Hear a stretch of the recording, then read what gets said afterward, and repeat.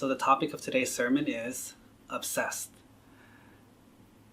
Recently, there has been a very interesting thing that's happening in the world of sports. The Golden State Warriors have reached the NBA Finals again. They've won many times, and this year they got to the finals again, which was not a surprise. One of their key players, Kevin Durant, got injured, and so he's not playing. Another one of their key players, DeMarcus Cousins, got injured, but he might play. And another one of the key players injured again. So they have a lot of problems. Now, the opposite team, the Toronto Raptors, is their first time in the NBA Finals ever in their history. And it's a very exciting story. My question to you is, how do you feel? Some people are like, I didn't even know what was happening. Some people are like, I could care less. Some people are saying, oh, I know about it, but I'm not attached to it. And some people are obsessed. They have to win. Oh my God. And oh yeah, I forgot to say, the Golden State Warriors, who are the favorites, the betting favorites, lost game 1. So out of 7 games, they've already they're 1 game down. Well, here's the exact way that the Buddha taught us. You can like something. You can like the Golden State Warriors. You can appreciate the Golden State Warriors. You can like the Toronto Raptors. You can like Steph Curry. You can like Kevin Durant. You're allowed to like whatever you want to like. But the suffering comes when you become attached and obsessed. When they have to win.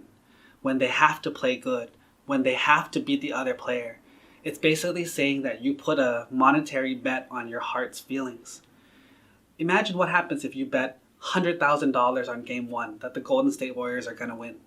How would you feel now when they lost? You feel devastated. Whereas everyone else who didn't bet, they would just be like, oh, well, okay, they lost. It's part of the game. It's normal. And that's the difference. In our lives, we like a lot of things and we dislike a lot of things. However, we tend to take it too far. It has to be this way. It has to be that way. I have to get good grades. They have to love me forever. They always have to be here. They can't get sick. They cannot die. That's when we become obsessed.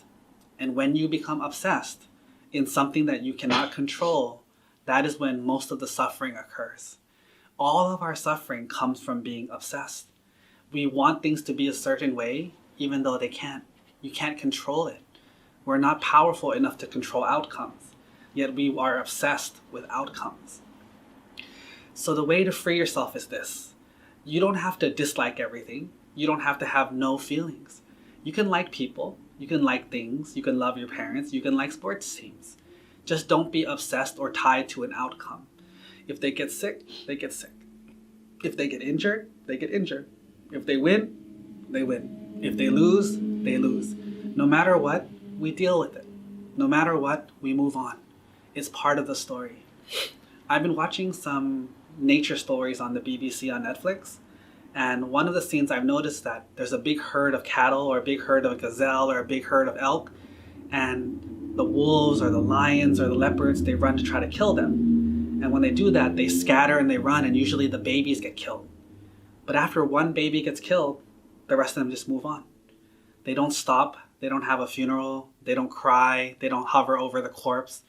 They just accept it. That like, okay, that kind of sucked. One of our babies got killed, but for the rest of the 13 million, we have to move on. And that's how life should be. You can feel pain. You can feel suffering, but we have to be ready to move on. We can't dwell on things that we cannot control.